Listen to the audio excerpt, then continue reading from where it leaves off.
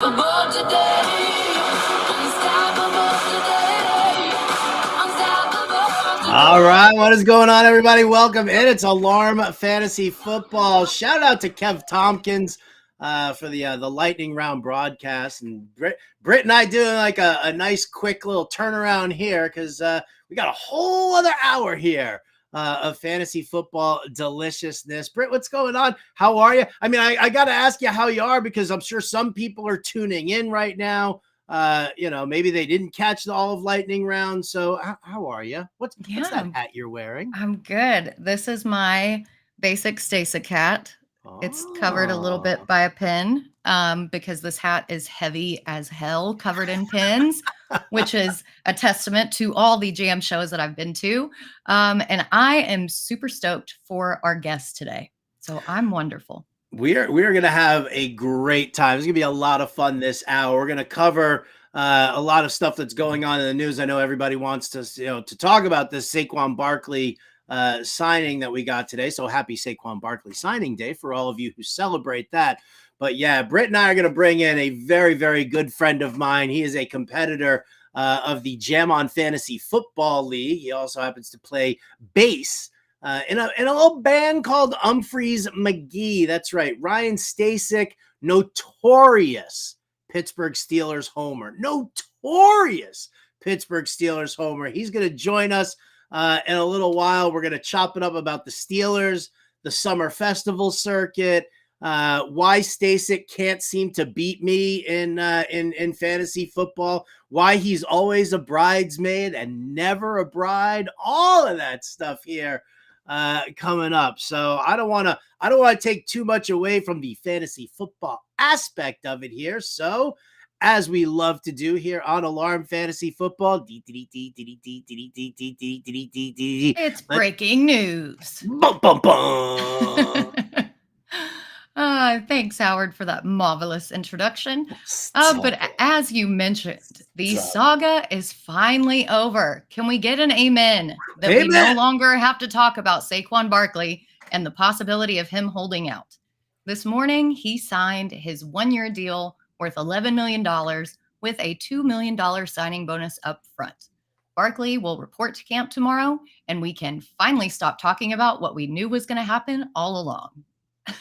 Yeah, I was like, I figured at some point, Barkley just, he knows that he didn't want to hold out. The Giants, I think what's kind of insulting here, because, listen, the franchise tag is $10.1 million, and that's what he's getting. And he's getting this $2 million signing bonus.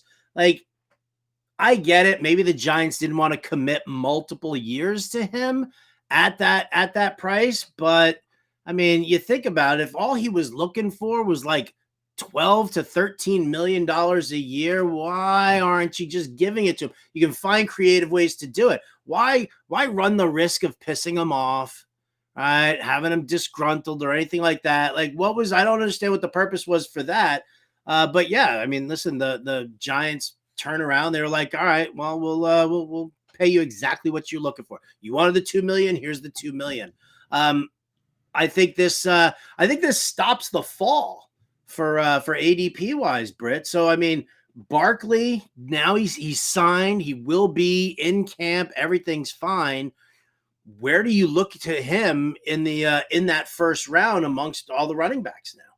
Yeah, he's easily top 5. I actually have him above Jonathan Taylor.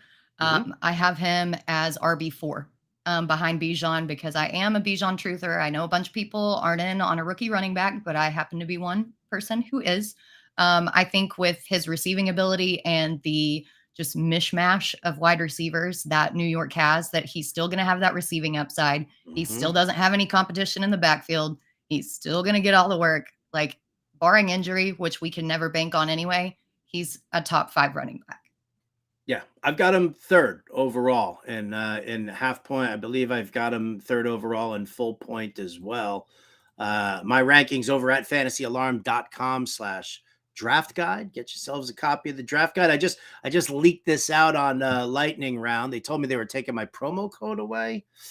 So if you're watching this for free, I can help you out at least until maybe the end of the month when they wake up and they realize they haven't shut the promo code off yet. But Promo code Howard gets you 50% off your first 6 months over at fantasyalarm.com, which basically means that your football season is less than $20 a month.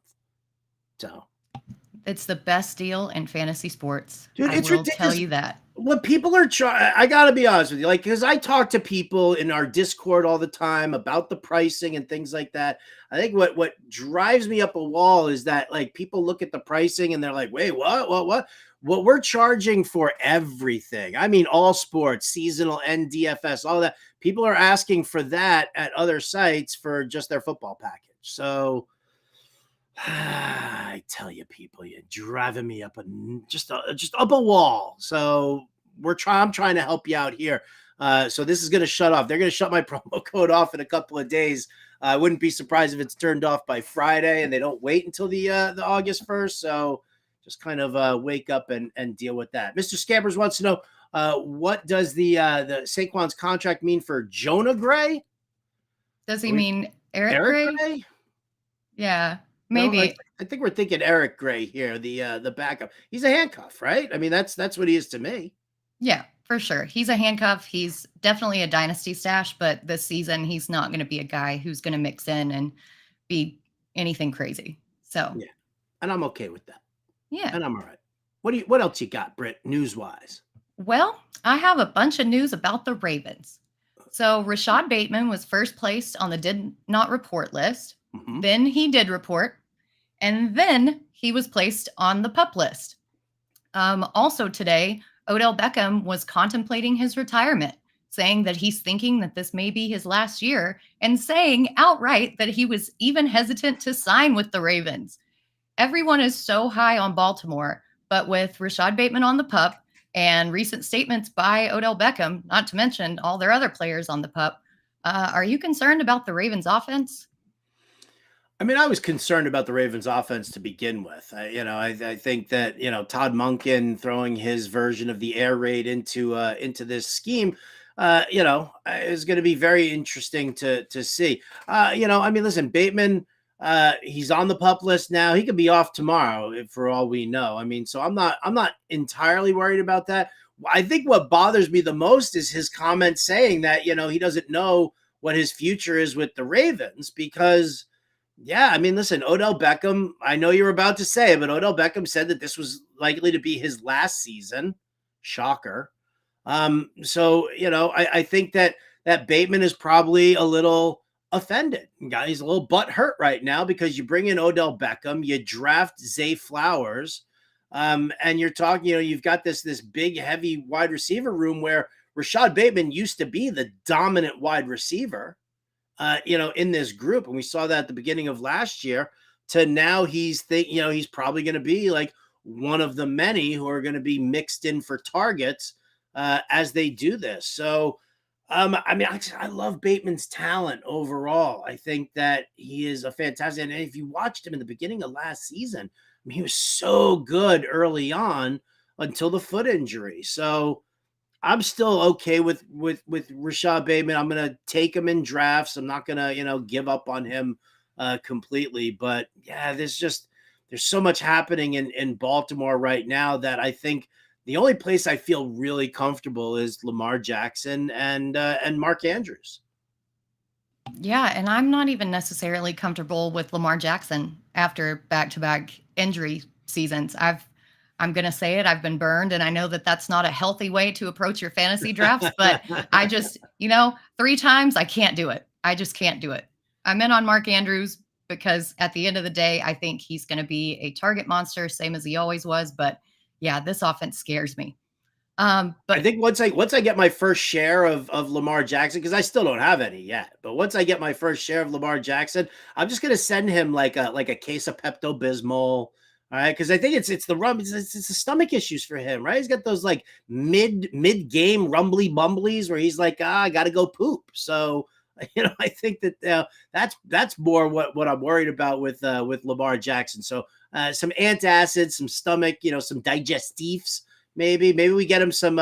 You're behind the bar sometimes, Britt. A little Fernet Branca, some little bitters and soda. Everybody's like, oh, yeah, give me a shot of Fernet. Why? I think that's so gross. That's the nastiest. Blech. Nasty. Yeah.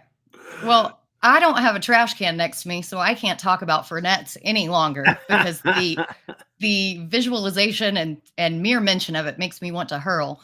But something else that is not great and kind of makes me sick to my stomach is Kadarius Toney, because these training camp reports are really testing my resolve when it comes to updating the draft guide, because I did have Kadarius Toney as one of my wide receiver breakouts.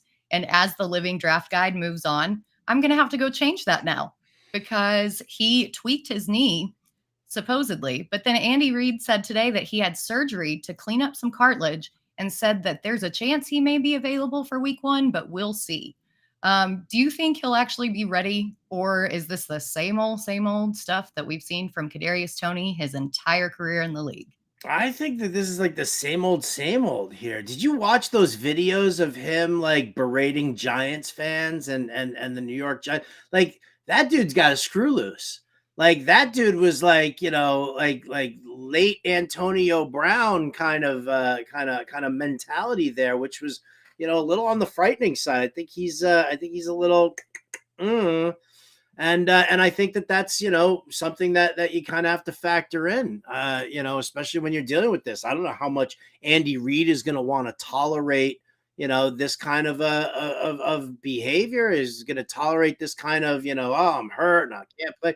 Like he's already got Sky Moore, so I mean why do you need another one? So I was big on Toney when he first got traded to the Chiefs. And then I saw, his usage, and I saw the routes that he was running, and it wasn't really there.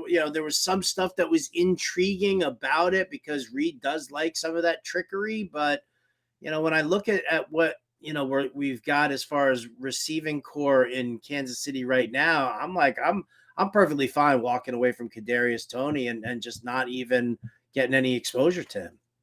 Yeah, I think the exposure that I have right now is going to be the most that I have throughout the rest of the drafting season because, he was faking that injury in either a playoff or in the Super Bowl, whatever it was. And you're right. It does seem like he has a screw loose. And then you get reports that Justin Ross, the second year receiver who didn't play last year, is actually taking first team reps. I like him way more than I like Toney. If he's out there getting first team reps, absolutely. It can be any of these guys. In some other quick injury update news, Chase Claypool was placed on the PUP list Sunday, then suddenly removed yesterday afternoon. Same with Kendre Miller. He was placed on the non-football injury list just days after training camp started and then activated yesterday. So it seems like these teams are just playing a little bit of emotional roller coaster with us. Same with CJ Gardner-Johnson. He had a scare in camp yesterday, being carted off the field after a non-contact injury, but he seems to have avoided the worst of it and should be back soon. Marcus Peters, though, is one that was just confusing to me. He agreed to a 1-year deal with the Raiders, and they definitely needed help in their secondary with one of the weakest in the league last season. But Peters has dealt with injury issues, missing the entire 2021 season, and he was one of the worst corners in the league in the games he played last year. So is this a desperation move by Las Vegas? Do they just like signing old corners? I mean, what's going on in Las Vegas? Right. I think we're still trading Marcus Peters on name alone. I think that's really kind of where it's at. He's got the experience. And that the secondary has just been a weak spot for Las Vegas.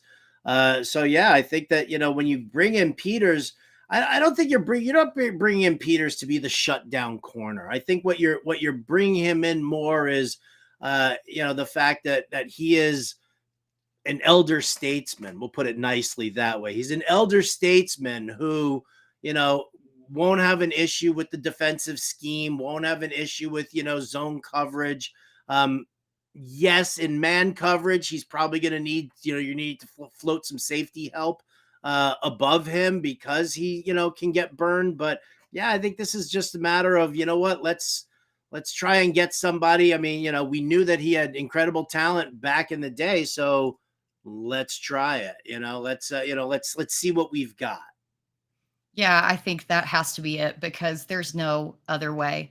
And to close out the news, we don't even have to spend a lot of time on this because this is straight up WTF news. Jimmy Graham.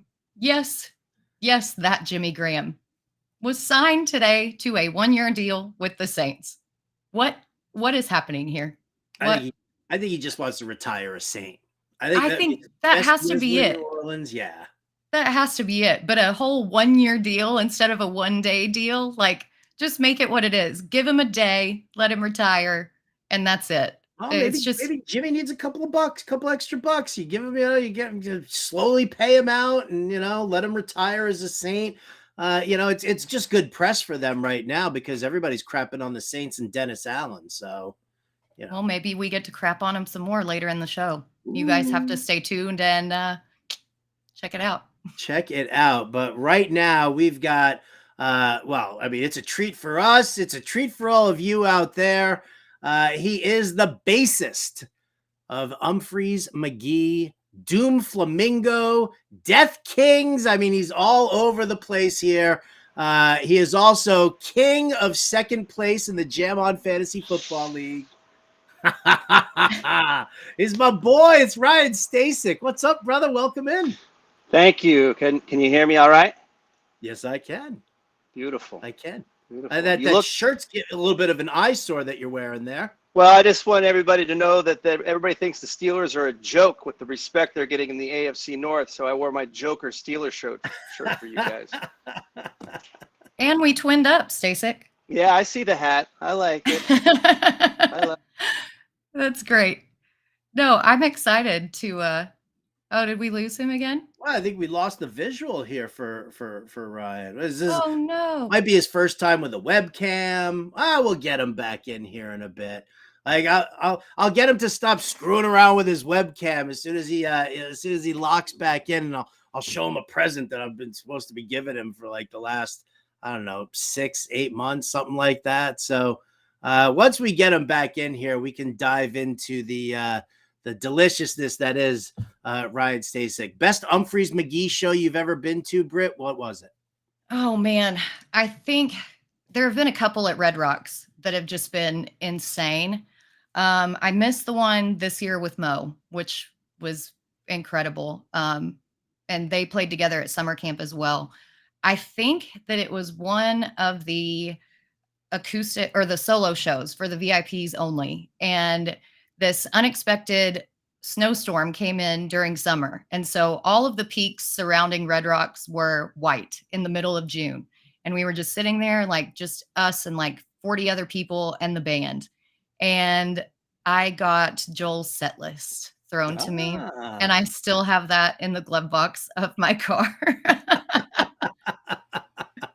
And it was so fun. There's too many to count. They're all great. The Caverns was awesome. Asheville with Billy Strings. This was before Billy Strings became a big thing. And he actually opened for them and then came on stage and did Voodoo Child with them, which was amazing. There's just too many good Umphrey's moments to count. So what about you? Well, I would probably have to say, I believe it was 2019, Oakland, California. You see that trophy right there? That big old trophy. That's the Jam On Fantasy Football League trophy. For those of you who don't know what the Jam On Fantasy Football League is, it's sports guys who are jam band fans, and it's jam band guys who are sports fans. So, in addition to Ryan Stasik, there is Mark Brownstein from the Disco Biscuits, George Geekus from the Revivalist, Al Schneer from Mo. He's also in it. That dude stacks Buffalo all the time for that. I guess we're having some difficulties here. So you know what? I'll tell you what. We're gonna get him back in here, and let's cut to a quick commercial. Let's get Stasik's tech situation all metered out because this is gonna be a fun Steelers breakdown. I want to make sure he's there. So hang on right sec. We'll be back in just a second. Breece Hall right now, and I've talked to plenty of high-stakes players, I'm sure you have too, Kev. Had Hall not torn his ACL last year, he might have been the 101 in drafts this year. That's how good he was looking last year, and obviously with the addition of Aaron Rodgers. At the 305, running back 11 behind Derrick Henry and Ramondre Stevenson, right ahead of Jahmyr Gibbs and Najee Harris. Your thoughts on him as a mid-third round pick? How have you been attacking him? Have you been getting him at that spot so far this year? Yeah, if I start out with 2 wide receivers, Breece Hall is right at the top of the queue coming into the third. If I knew he'd be healthy for week 1, I was still a little. Well, he'd be going higher than the mid-third. Right. He may go 101 or well, RB1 at least. Yeah. But I don't think we know that even if he's healthy in spring and the summer, I still like if I'm running a team, if I'm the coach, I'm bringing him back slow. Like he's on a pitch count. Like I want him for the end of the season because I got Aaron Rodgers for the playoffs, right? Like even if he's fully healthy, I would work him in slow. But that is actually what you want. Like he's still going to get the high value touches. So yeah, if we know he's healthy, he's a first rounder. So like if he's sitting there in the third, especially when I get 2 wide receivers to start, I'll take Hall all day. Yeah, it almost makes you think that the uncertainty with Breece Hall has made him unfairly fall too far, right? Like because we're talking about the team here in June. They're still hoping that he's ready for week 1. This is not, oh, we'll see what happens. Oh, we're taking it day by day. Oh, we're liking how he's coming along. No, they still think by week 1. And the fact that we have that timeline, I think, maybe bumps him up, especially as the drafting season gets deeper and deeper here in July and August. Maybe we start seeing him go up the boards as well.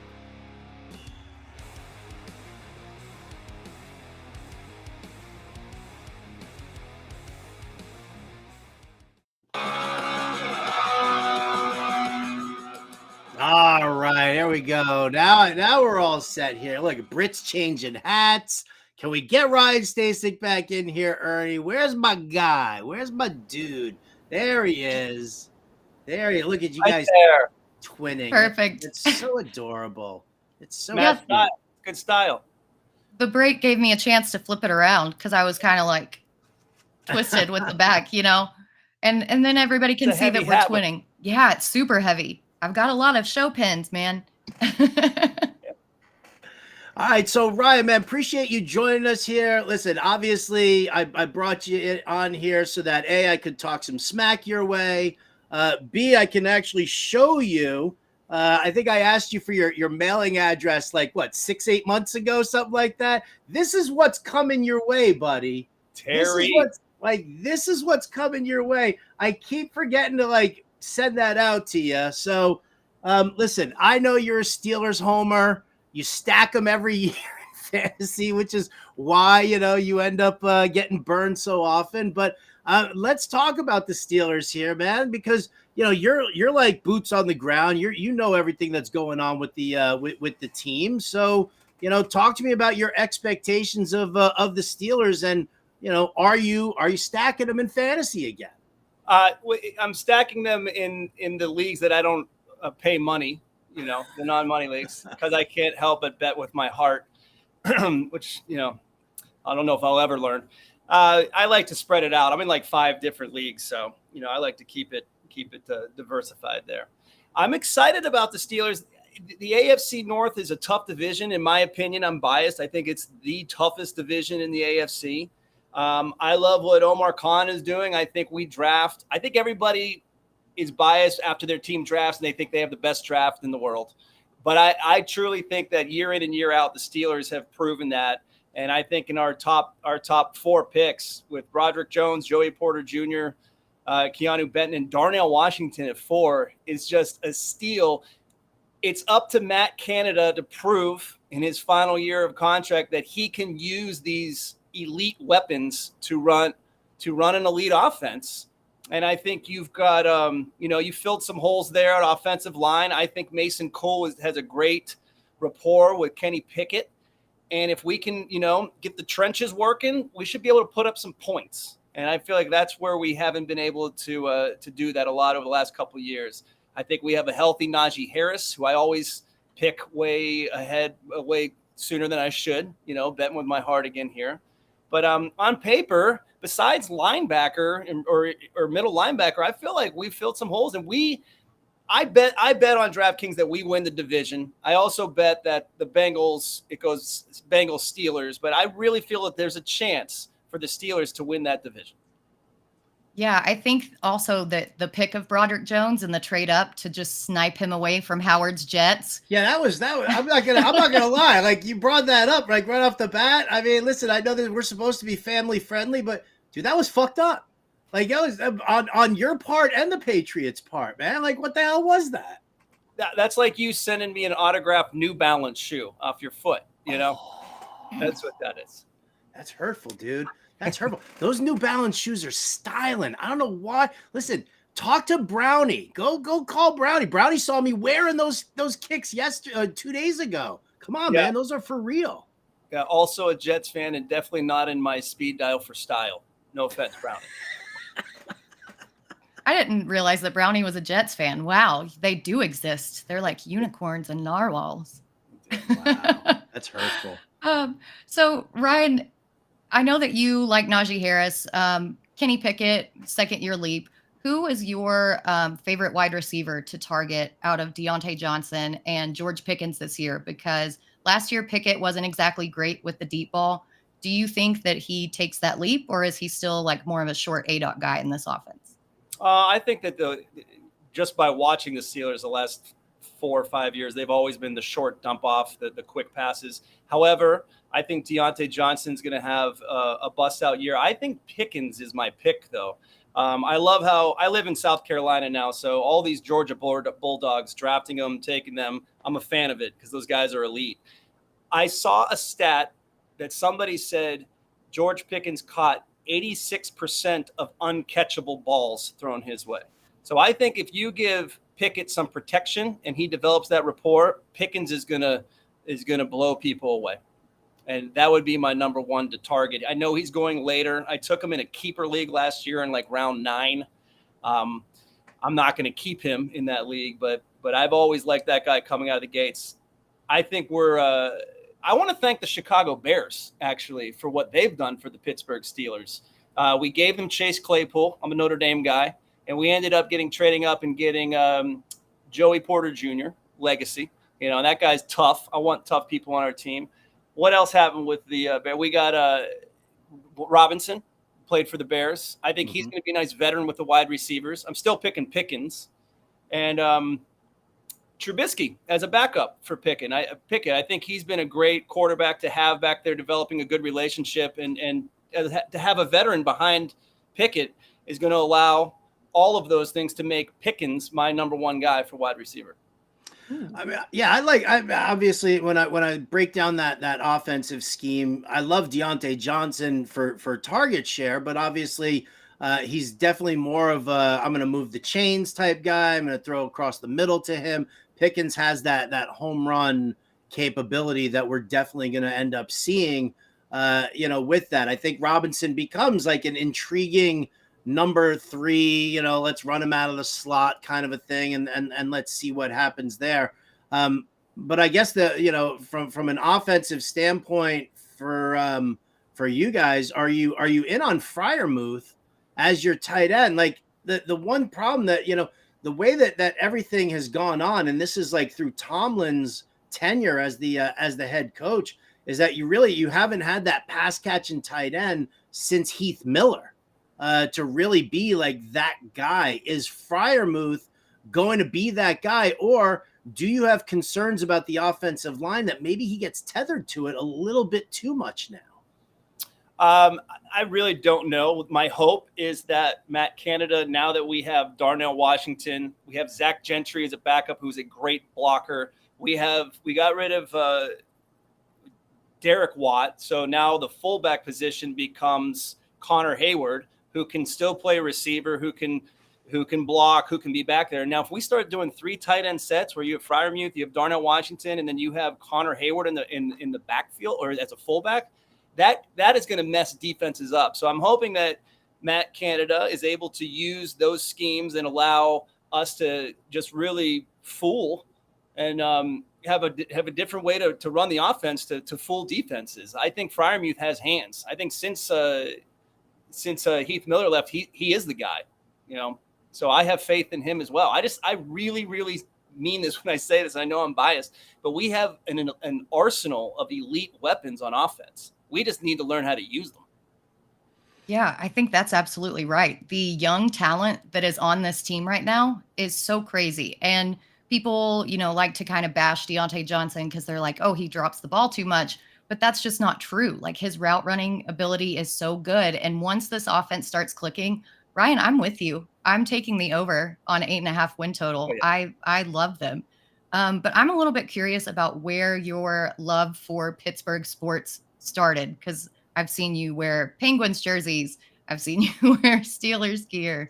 How did this love come about for this city? I was born and raised in Pittsburgh, and then I moved away when I was 12 because of my dad's job to Kalamazoo, Michigan, and I was basically the only family to leave all of our relatives in Pittsburgh. So every weekend or other weekend, we'd make that 6-hour drive back and forth from Kalamazoo to Pittsburgh, and you don't really have a choice. I mean, you're born into the black and gold, you bleed black and gold, and you're just a fan for life. I mean, even I give my kids the option down here. They've all been born in South Carolina, but they're diehard. I mean, not diehard, but they're Steelers fans at heart. So it's just something that I love bonding with my dad. He retired and lives down here. And the Steelers, all of Pittsburgh sports, though some of the, watching the Pirates is tough. But well, in the beginning of this year it was okay, but it's just in us, and we're all crazy fans. So I take issue with the fact that you say that you let them choose their own path. I feel like I've seen your girls in way too much black and gold. I think if you gave them the option maybe of some Carolina teal, maybe that would, kind of, I mean, make their eyes pop a little bit more. It's, a little more friendly than, just black and gold. Yeah, I think you're forcing it on them. There's definitely a heavy persuasion.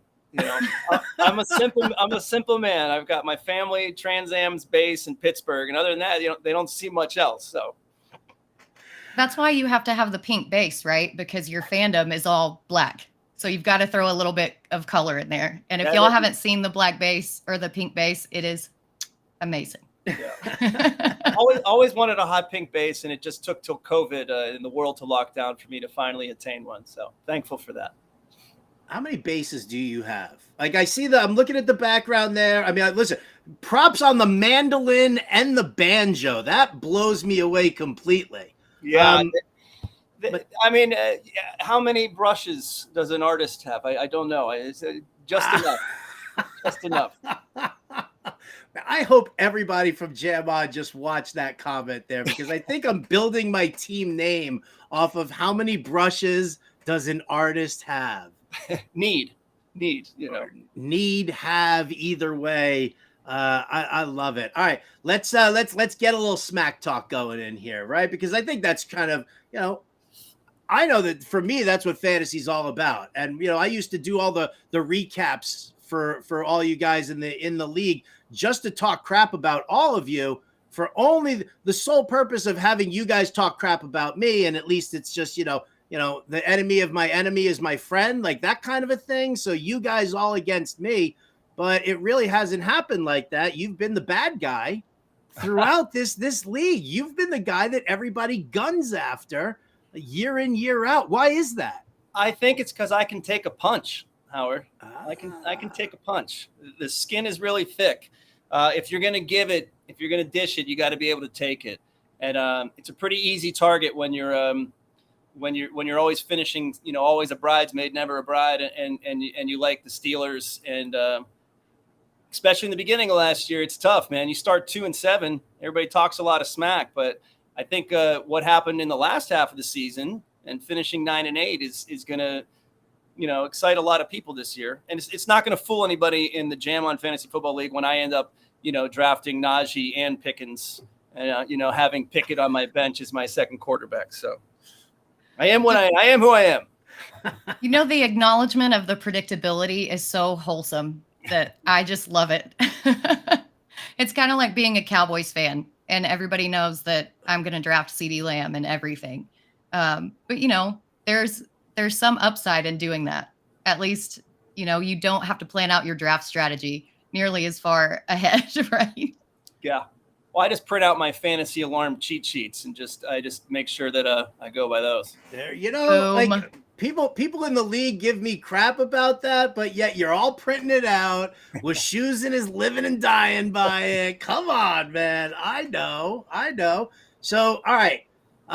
We'll start off with the rock stars in the league here. So, out of Brownie, Geekus, Al, you guys play a bunch with Mo. Like, I mean, out of the music guys in there, who do you feel compelled that you have to beat no matter what happens? Like, if you lose to this guy, you're probably going to drop out of fantasy football forever. Well, I don't want to lose to anybody, so I don't know if I can rank them like that. But from the last couple years, George has not been much of a problem, so I haven't had much to worry for George's team. Al, much like myself, is a homer and just he drafts all the Buffalo Bills. So I just got to be worried and pray that they're on bye week when I play him, so I don't have Josh Allen, Diggs, and company playing against me. Brownie, he did win it one year, but I'm not really worried about him either. So I'm going to say Al is the guy that I feel like I need to beat. He's the guy up there. Yeah, the Bills are great. They're an offensive force. So, he's consistently up towards the top. But did he buy into the Gabe Davis true thing last season? Because a lot of people got bit by that Gabe Davis true thing. I'm not sure what his I have to go back and look at his squad. I'm in too many leagues. Too many leagues? You said you're in With 5 leagues. Well, I'm not a professional at this. I do other things. Not me, man. I do nothing. I sit around. I just sit around. I play bass all day. You see the hand movement like that? I do. That's the life. I got the fingers for it, man. You got the mitts, man. You got the mitts. All right. So Al is probably your biggest competition, which makes sense. He stacks Bills. I mean, yeah, George stacks Saints. I mean, that's ridiculous. And Brownie's a Jets fan. So out of the rest of the crew, who do you get the most pleasure in just outright destroying, beating from all of that? Me. Absolutely you. I don't think you've ever beaten me. You mean in like a head-to-head matchup or in the Yeah, I think just everywhere. Well, I mean, I've finished second a lot. I know that's kind of like being a Bills fan. You just, second place city there. But I think beating you is great because you're one of the experts. And then I also love watching how I go down that fantasy alarm cheat sheet and seeing you snag the guys that are like pick 6 and 7 and 4 and 5. And I'm like, damn it, Bender. I feel like he does that on purpose sometimes. In our mock draft, he was sniping Coop's picks just to make him pivot and see who he was going to pick afterwards. So you're a big bully, Howard. You're a big bully. I am all about the spite pick. I have no problem admitting that I'm like literally I'm hoping. Like, where do you want to draft this year, Stacey? You want to be in the front? You want to be in the middle? You want to be in the back? Last year I was first and I took Jonathan Taylor, and I would take him again this year if I was at 10. I prefer to be in the back. In a 12-man league, I like to go running back or running back wide receiver if I have to. I'm always taking one running back. 10, 11, 12 would be great. And again, in this league, when you say I have Geekus or Brownie or something on those spin slots, they're a lot easier to read because they picked Saints and Jets, and I'm not taking any of them. So, it's nice to plan your draft around the other rock stars and work that way. But I like the back end. 8 and up is where I would prefer. But, I'm going to win. This year, I'm going to win it no matter where you put me. Oh, all right. Well, listen, I love that kind of an attitude here. For anybody who doesn't know, the winner of Stasik, it's that trophy there. I know you handed it to me one time. I handed it over a lot. I just want So, all right. So if you win this year, who do you want handing over that trophy? Or do you want multiple people at a show of yours? Like, you get the show of your choice to get that trophy presentation happening there. What's your ideal presentation? I mean, I might just present it to myself since I've had so much practice presenting. Well, I'm kidding. We'll have to see who's on tour and what I can do. I love to be a ham up there and take a little spotlight up there. So we'll see. We'll see who's on tour and where I can make it. But I'm due, Howard. I'm due. Right, Britt? It's time. I have faith in you. No, Oh. I absolutely have faith in you. As somebody who also often finished in second and could just never get over that hump, I think you're due. It's time. It's time. I will fly to wherever you are to watch you get that trophy. I will fly. I don't care where you are on tour at that point.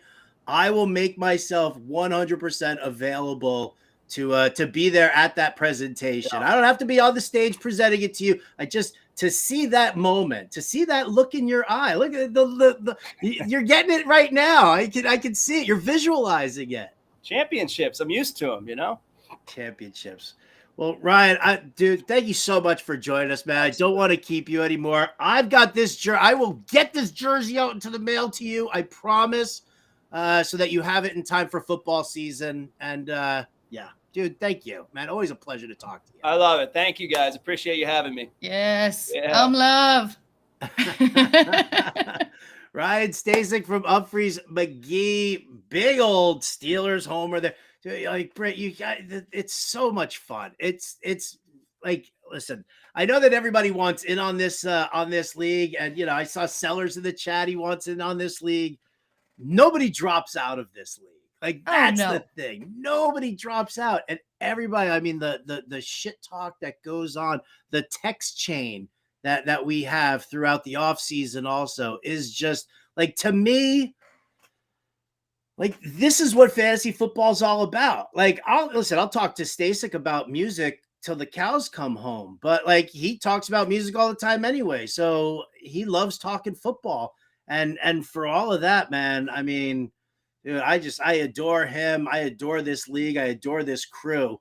We're gonna have a ton of fun. Like on Getting Buzz this Thursday, I've got Bob Wischusen joining us. I had Ari Fink last week. He's the only 2-time winner of this league, and right, I don't know how that happened. Which tells you how competitive the league is, though. Do you know there's only a 2-timer? Do you want to know? I mean, I'll let you know a little secret here. You want to know how Ari Fink has won the league twice? Not taking Jets. No, he texts me constantly during the draft. He's like, I don't know who to take here. I don't know who to take here. What am I supposed to do? I'm like, print out the cheat sheet and follow along with it. That's how Ari Fink has won it twice in this league. So maybe Stasik needs to pay a little closer attention to the cheat sheet, a little less about his Pittsburgh Steelers. Oh, you know, I couldn't agree more. As somebody who doesn't really have a lot of Steelers, unfortunately, I am very in on Najee Harris, but they're outside of Deontay. I'm just kind of meh. I feel like, you know, because I mean, you know, this league is all about the smack talk and the trophy and everything like that.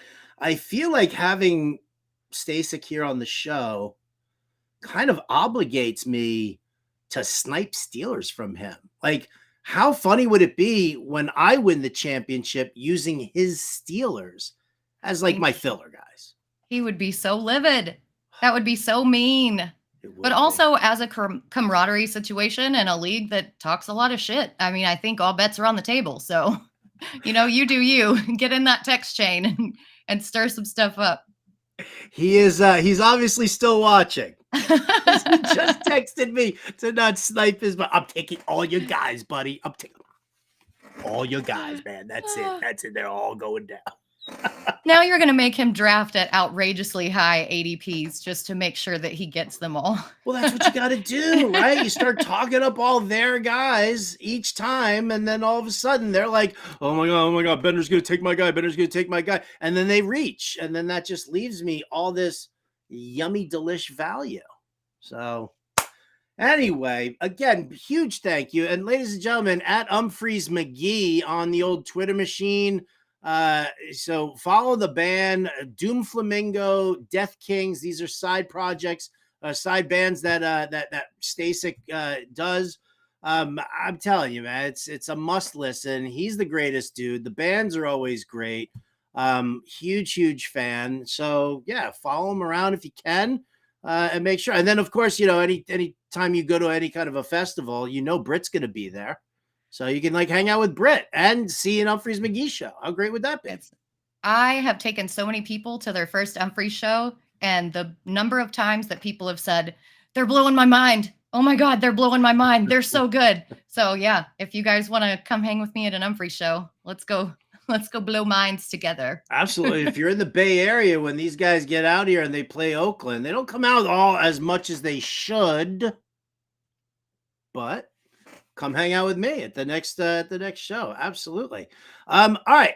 So let's pivot off of the Steelers and off of the smack talk, and let's get back to some business here and talk a little fantasy football. And let's talk about the draft guide, right? We'll talk about, I mean, listen, we've talked about it over and over, and you guys, you got to get in on it. FantasyAlarm.com/draft guide. All right. That gets you can buy it on its own. It comes with the cheat sheet, which gets released actually on Thursday. The cheat sheet's going to be available. So, you can, but listen, if you buy it on its own, that's great and all, but why not just spend a couple of extra bucks and get yourself the All Pro subscription, which if you use the promo code Howard, still you get 20% off, and that knocks it down to like less than $20 a month for your first 6 months of that. So that's the football season. So all the money you end up making on DFS will be like, oh yeah, let me just keep this shit rolling in here and do it that way. So that's the draft guide. But like in the draft guide, I do all of these coaching systems articles here because I think it's one of the most important factors. Everybody's like, oh, who do I take and why do I, and what round do I take them in? We try to help you learn along the way and be able to make those better pickups and stuff like that. And I think these coaching systems articles are big. I just released the other day the AFC South and the NFC South. Britt, I'm sure you've read the articles already. Do you care to critique my work? I think that it's excellent work, and I think that you did a very good job. And it's also just as an observation, it's very interesting how much these two divisions in separate conferences are alike, with the two youngs, the olds, and then, it's kind of crazy. And they all kind of run the same style of system. So it's a very compelling read. It's interesting to see how different players fit into these systems. But I do have a beef with you about Hayden Hurst being left off of the Carolina Panthers as far as a fit. I've just got a little bit of a beef. But other than that, it was very good. Yeah, I mean, listen, and I get that. I definitely do. I need to see how Hurst fits into this scheme. I also need to see how they plan on utilizing the tight end a little bit more. Like, we know that young rookie quarterbacks like Bryce Young tend to lean on their tight ends, but they did get him like a variety of weapons. You've got, Adam Thielen they brought in, right? Terrace Marshall Jr. still there. I actually still like Terrace Marshall Jr. They draft Jonathan Mingo, and they bring in DJ Chark to help spread the field. So you've got, 4 very viable wide receiver targets. The question is how much work is Hayden Hurst going to go? I mean, I guess you think you're pretty bullish on, I don't know what this means, but I'm kind of scared right now. So do tell me. Well, there's 3 things. So first is Frank Reich's historic use of tight ends. He always relies on tight ends. He likes to have multiple tight ends. And the last solid tight end that he had in 2018, I believe it was Eric Ebron, finishing 4th overall. So obviously he likes to use his tight ends. Secondly, their new offensive coordinator was promoted from tight ends coach. So that he's got a little bit of insight and a little bit of a plan for Hayden Hurst. And third, and arguably most importantly, is the amount of money that Hurst got in free agency signing over there. I mean, he got paid, and they would not have paid him that much money if this little spin cyclone of a perfect storm didn't have plans for him. So I really think that he's going to have a big part in this offense, and he's basically free. He's basically free. Well, that's the thing, is that he is free. And I'm looking at Dustin Ludke's comment right there. What about Hayden Hurst's historic use of being bad at football? Which, I mean, underutilized, where he's gone. I mean, I think he was miscast in Atlanta. I didn't think that was a great fit for him. I think he was completely miscast in Cincinnati. And I guess that's kind of why I'm a little concerned here, because Cincinnati with Hurst, Atlanta with Hurst. When it was Atlanta, I mean, it was Calvin Ridley and Julio Jones as the top two wideouts. So, I wonder if, are we going to see that fit struggle again here in Carolina? But to your point, he's free. And if you're sitting there and you're looking for a tight end late in your draft, whether you take, if you wait on the position completely, then, you grab two at the bottom there, like Hurst is, and Hurst is definitely one of them. I have shares of him doing just that. Like, who do you pair? When you take Hayden Hurst, is that because you're kind of waiting on tight end and you're just kind of mixing and matching there? Yeah, I can't get in on early tight end unless it's Travis Kelce. And so far, it's been very difficult from my draft positions to actually acquire shares of Kelce. So after that, I tend to wait down to the actual Pat Freiermuth level. That's when I start kind of looking at tight ends, the Freiermuths, the Dulcich, some of those guys who potentially have high upside, but we just don't really know, who have question marks. That's who I like to pair Hayden Hurst up with. Is Freiermuth going to be your guy now that like Stasik was hanging out with us? No, he's actually okay. Listen, I didn't get a chance to Uh-huh. say this when Stasik was listening. I drafted Pat Freiermuth as a rookie in the very last round of basically every single one of my best balls, and that's the ones that I had. Cooper Kupp when he went off, Debo when he went off. That team was amazing, and thanks in no small part to Pat Freiermuth, the one and only Pittsburgh Steeler. And so I still believe in him as a guy. Well, I'm so glad that you didn't say that when Stasik was here, because I can't keep sniping more and more Steelers away from him. I'll let him take Freiermuth there. So who do you usually pair Hayden Hurst up with, like late tight end action that you go for?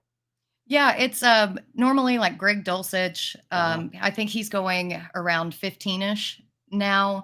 I've drafted so many tight ends, and they're all actually Juwan Johnson. I've got a lot of Juwan Johnson actually, and it kind of scares me, but that's why we pair him up with somebody like Hayden Hurst. Just if one of them doesn't work out, surely one of the two is gonna work out, and you pay such a low price for them in draft capital that you can go find somebody off waivers, because inevitably in the tight end wasteland, there's already always somebody on waivers. There's always somebody on waivers. You know what? Since we're talking systems here, I'm going to deviate from the South, the last one that we did, because I'm curious. We kind of touched on this a little bit in lightning round. We talked about Eric Bieniemy in Washington now. Listen, this is Andy Reid's system that Eric Bieniemy has run for the last 5 or 6 seasons. And listen, I think that he has a very firm grasp on it, and he's bringing that entire system over to Washington. Would it not be the weirdest thing in the world to maybe think that Logan Thomas was going to start getting targets funneled his way, because throwing to the tight end is a thing of familiarity for Bieniemy? Like, would you, because Thomas isn't even being drafted in most leagues, which I find insane. Like, I grabbed him in Scott Fishbowl, and I'm like, this dude could really pop. Any interest in Logan Thomas in that fashion? I know we're not supposed to worry about injury concerns, but with him, I'm just too concerned.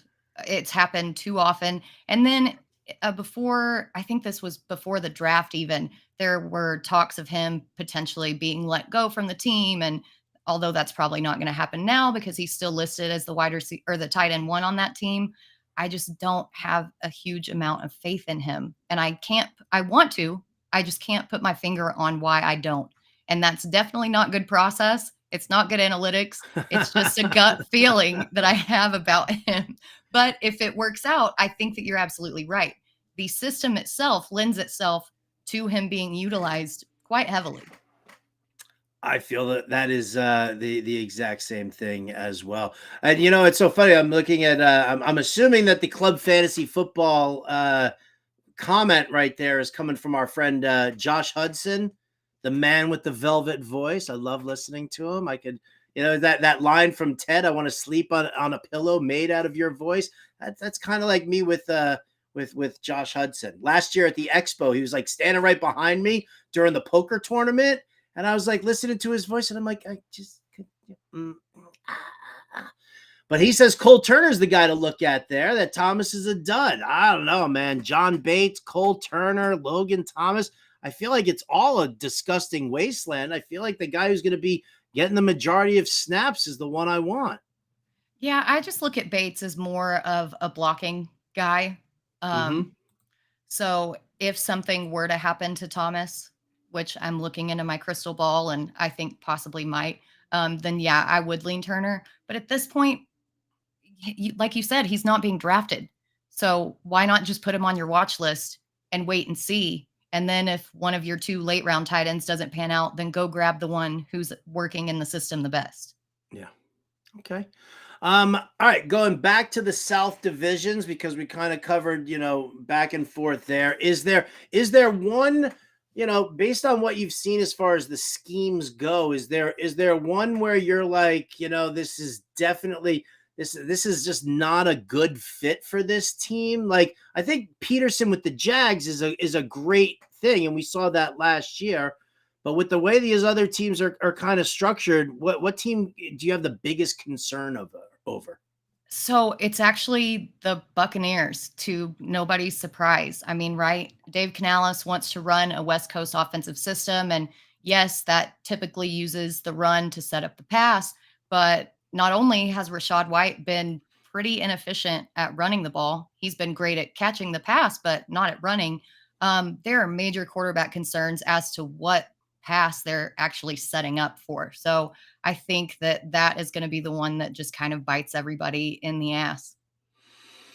I mean, listen, I think, I think the only listen, I don't mind Chris Godwin. I think I just took him, as a play in the, I think I took him in the Battle of the Sexes draft. Is that where I did? No, not the Battle of the Sexes draft. I think I took him in the lightning round draft, but, yeah, I'm kind of, and there, and I'm Rachaad White. I don't like the rest of the way that this is looking for any of them. I really don't. So I'm kind of out on the Bucks there, as well. I mean, I feel like Canales has a good system that he wants to do, and he wants to go run heavy. I just think that they still need, they got to fortify the right side of that offensive line for it to be really successful. And let's just face it, Baker Mayfield sucks at football, and that's just going to be a disaster to watch him under center again. Dumpster fire. So bad. It's so brutal. All right. Well, listen, that's going to do it for us here today. Thank everybody for tuning in. If you're watching us on the YouTubes, smash that like and subscribe button there. Okay. That's how we feed our families. It's how Britt gets more pins for her hats. Right. So all of that stuff there. Britt, some final thoughts on the day today. Yeah, so I'm actually not done. I've got Her Story in the Making coming up tonight.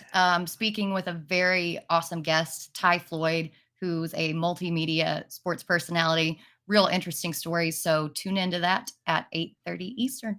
There you go. 8:30 Eastern right here on this same YouTube page. Thank you again, everybody, for tuning in. Big thanks to Ryan Stasik, our guest. For Britt Flinn, I'm Howard Bender. We'll catch you next time.